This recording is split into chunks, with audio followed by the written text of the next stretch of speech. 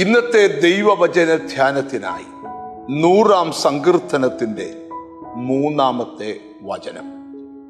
യഹോവ തന്നെ ദൈവം എന്നറിവീൻ, അവൻ നമ്മെ ഉണ്ടാക്കി, നാം അവനുള്ളവർ ആകുന്നു, അവന്റെ ജനവും അവൻ മേയിക്കുന്ന ആടുകളും തന്നെ.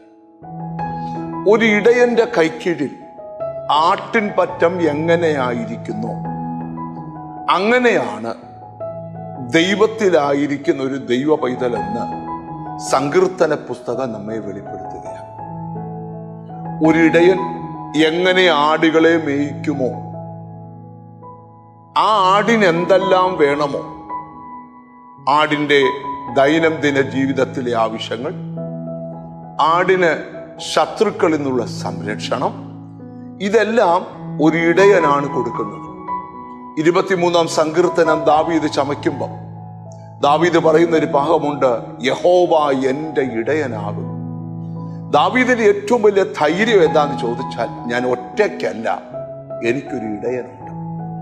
ആ ഇടയന്റെ കൈക്കീഴിൽ മേയിക്കപ്പെടുന്ന ആട് പോലെയാണെന്ന് ഞാനെന്ന് ദാവീദ് വെളിപ്പെടുത്തുകയാണ്. അടുത്തത് നിങ്ങൾ ശ്രദ്ധിച്ചേ, പച്ചയായ പുൽപ്പുറങ്ങളിൽ അവൻ എന്നെ കിടത്തുന്നു, സ്വസ്ഥതയുള്ള വെള്ളം കുടിപ്പിക്കുന്നു. ഒരാടിനെ സംബന്ധിച്ച് പച്ചപ്പുൽ തകിടി ഏറ്റവും വിലയേറിയതാണ്. ആടുകൾ പച്ചപ്പുൽ തകിടിയിലൂടെ മേഞ്ഞു നടക്കുന്ന അനുഭവങ്ങൾ. എന്താണ് അതിന്റെ ആത്മീയാർത്ഥം? നിനക്കൊരു ഇടയനുണ്ടെങ്കിൽ നിന്നെ ഒരിക്കലും പച്ചിപ്പില്ലാത്തൊരു സ്ഥലത്ത് കൊണ്ടുവിടുകയല്ല, ഏറ്റവും ശ്രേഷ്ഠകരമായ പച്ചയായ പുൽത്തകിടിയിൽ നിന്നെ കൊണ്ടുവിടും. സ്വസ്ഥതയുള്ള വെള്ളം നിന്നെ കുടിപ്പിക്കും, നിന്റെ പ്രാണനെ തടിപ്പിക്കും.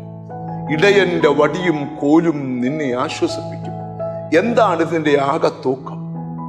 ഒരിടയന്റെ കൈക്കീഴിലെ ആട് പോലെ നീ ആയിരിക്കുന്നു എങ്കിൽ ശത്രുവിനെ പേടിക്കണ്ട. ശ്രേഷ്ഠമേറിയത് നിനക്ക് ഭുജിക്കാനുള്ള കൃപ കർത്താവ് തരും. പൈശാചിക തന്ത്രങ്ങളെ ഭയപ്പെടേണ്ട, എതിരാളികളെ പേടിക്കണ്ട. ഇടയന്റെ സൂക്ഷിപ്പിലാണ് നീ പോകേണ്ടെന്ന വഴി ഇടയൻ കാണിച്ചു തരും. ആ വഴിയിലൂടെ നീ യാത്ര ചെയ്താൽ നീ ലക്ഷ്യസ്ഥാനത്തെത്തും. ജീവിതത്തിൽ മുഴുവൻ പരാജയപ്പെട്ട ആരെങ്കിലും ഈ വചനം ശ്രവിക്കുന്നെങ്കിൽ, ഇടയന്റെ കൈക്കീഴിലെ ആടുപോലെ നീ ഒരു ദൈവ പൈതലായി തീരുക. നിന്നെ അത്ഭുതകരമായി ദൈവം നടത്തും. ഒന്നിനും മുട്ടില്ലാതെ, ഒന്നിനും കുറവില്ലാതെ സ്വസ്ഥകരമായ ഒരു ലൈഫ് ഇടയൻ നിനക്ക് വാഗ്ദാനം ചെയ്യുകയാണ്.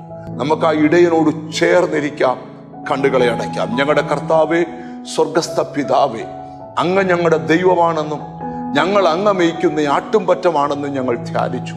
എന്നോട് ചേർന്ന് പ്രാർത്ഥിക്കുന്ന മക്കൾക്ക് വേണ്ടി പ്രാർത്ഥിക്കുന്നു. അവരുടെ രോഗങ്ങൾ സൗഖ്യമാകട്ടെ, അവരുടെ ബന്ധനങ്ങൾ അഴിയട്ടെ, അവരുടെ പ്രതിസന്ധികൾ മാറിപ്പോകട്ടെ. ഒരിടയനായി അവർക്ക് മുമ്പിൽ നടക്കണം. അവരുടെ ജീവിതത്തിൽ എന്തെല്ലാം വേണമോ അതെല്ലാം ദൈവം തക്ക സമയത്ത് കൊടുക്കണം. പച്ചയായ പുൽത്തകിടിയുടെ അനുഭവം കൊടുക്കണം. സ്വസ്ഥതയുള്ള വെള്ളം കുടിപ്പിക്കണം.